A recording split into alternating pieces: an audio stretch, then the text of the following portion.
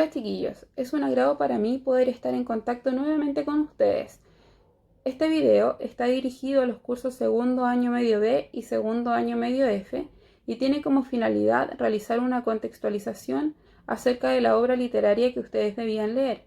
En este caso, la increíble y triste historia de la Cándida Heréndira y su abuela desalmada.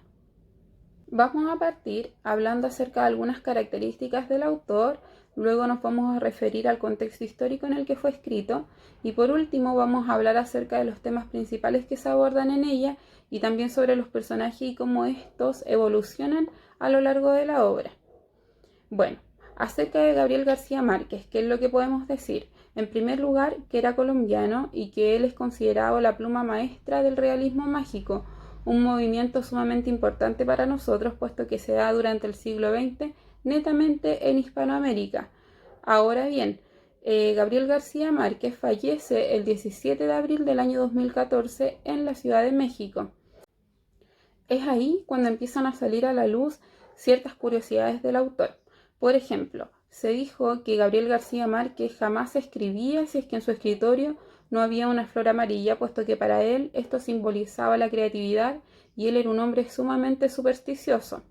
Por otro lado, en el ámbito amoroso se cuenta que él conoció a su esposa cuando ella tenía 9 años. Cuando ella tenía 14, él le propone matrimonio y consigue casarse con ella a la edad de 26 años. Él era un hombre súper obstinado y también muy autoexigente consigo mismo.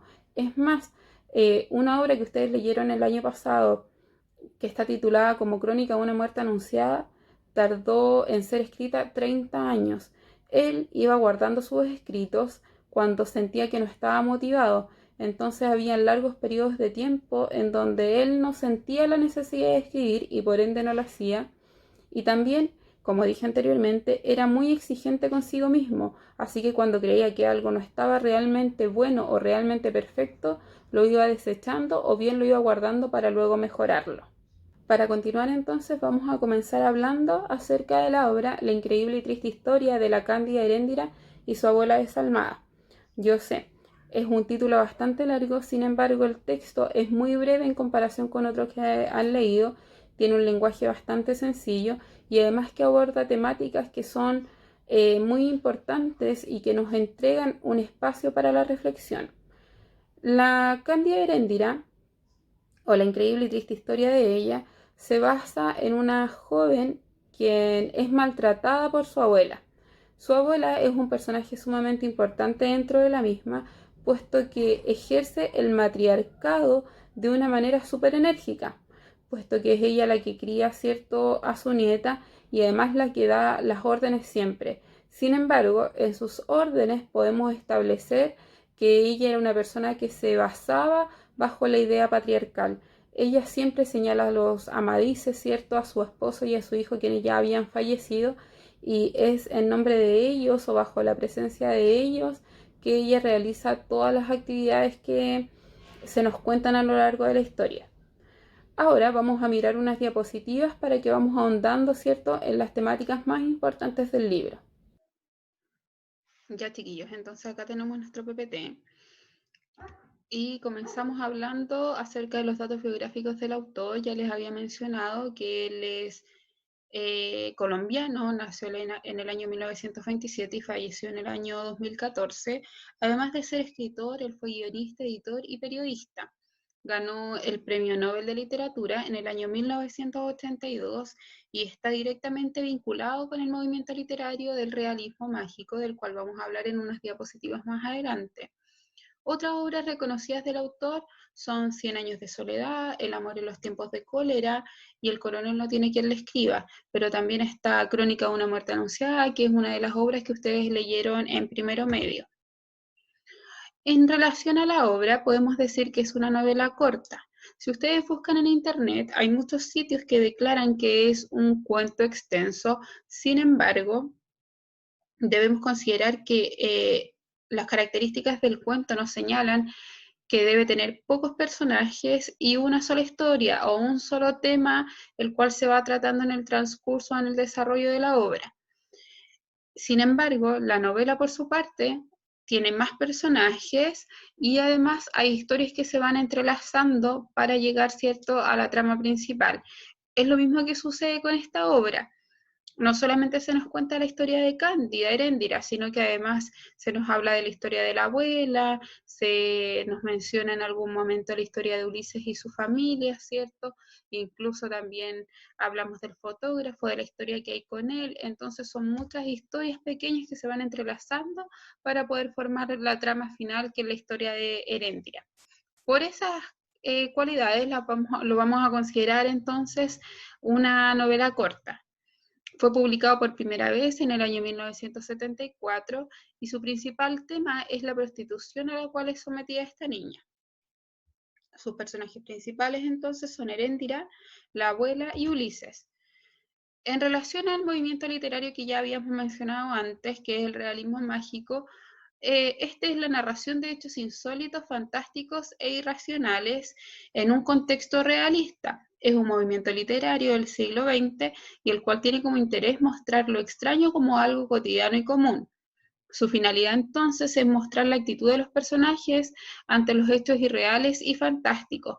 Los personajes se toman todos estos hechos que son sobrenaturales como que fueran algo normal dentro de la sociedad. Un ejemplo claro de esto puede ser cómo nosotros consideramos que el mal de ojo es algo natural.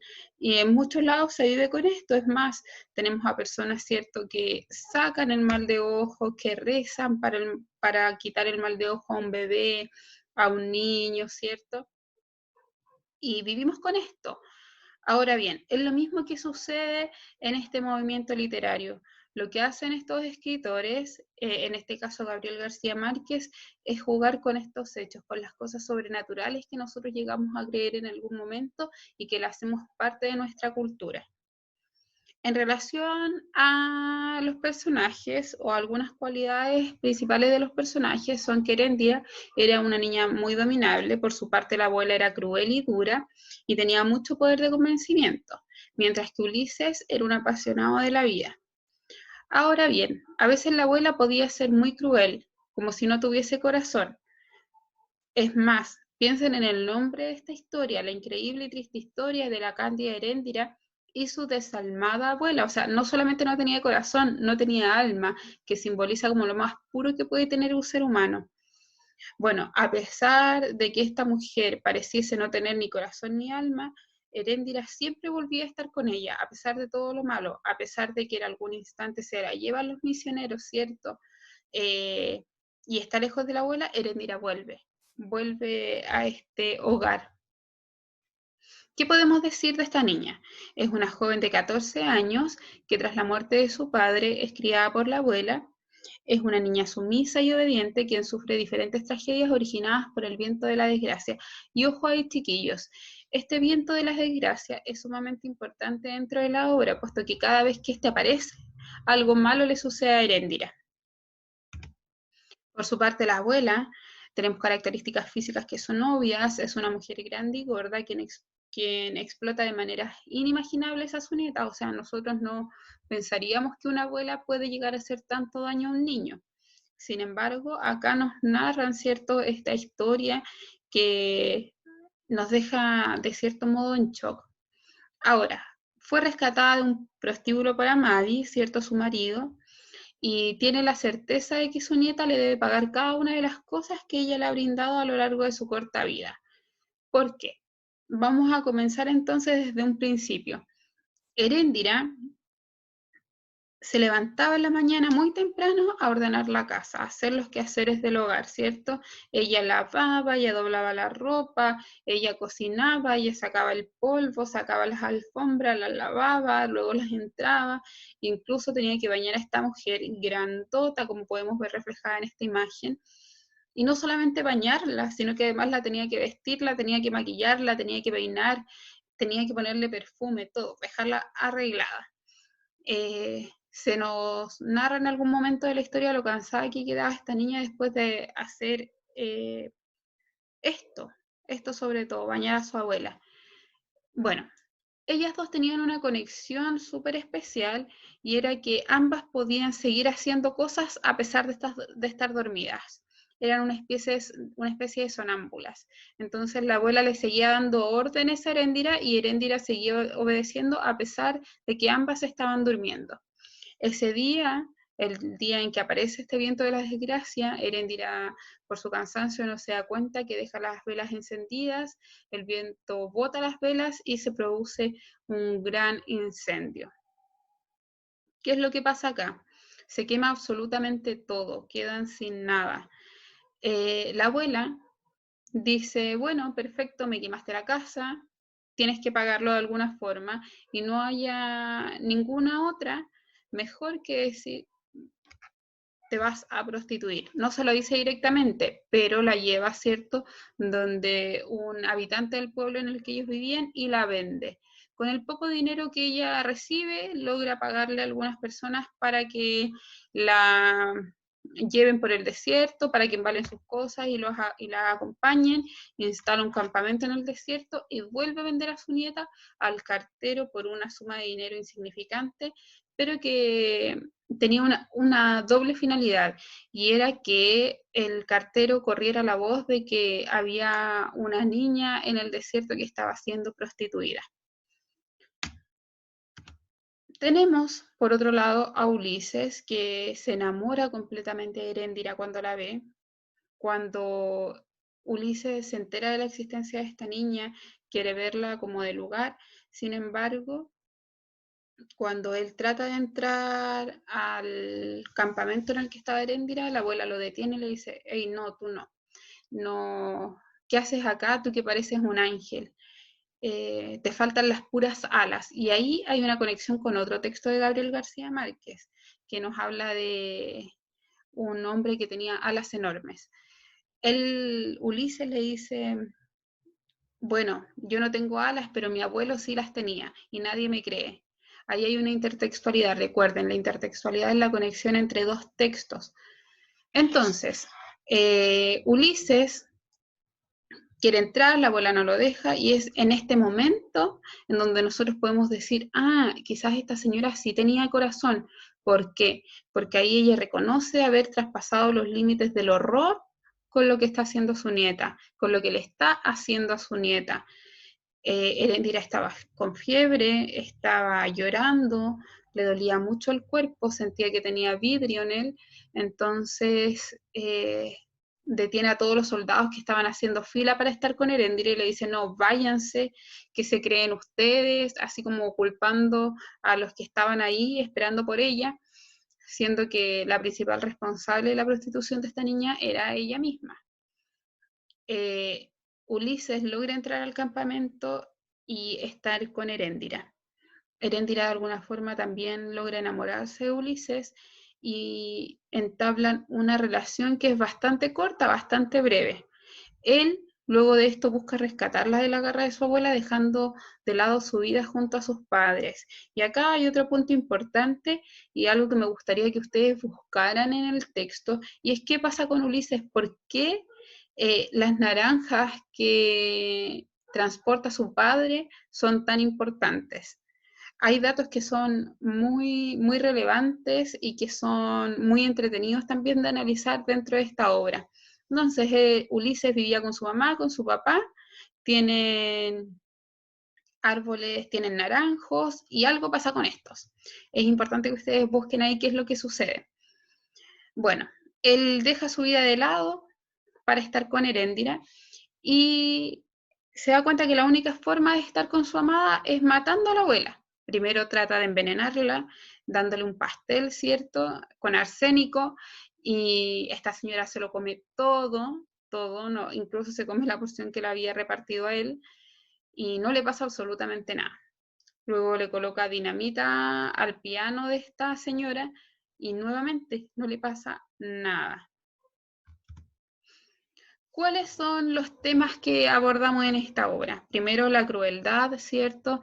La abuela en diferentes ocasiones se manifiesta muy mala con su nieta.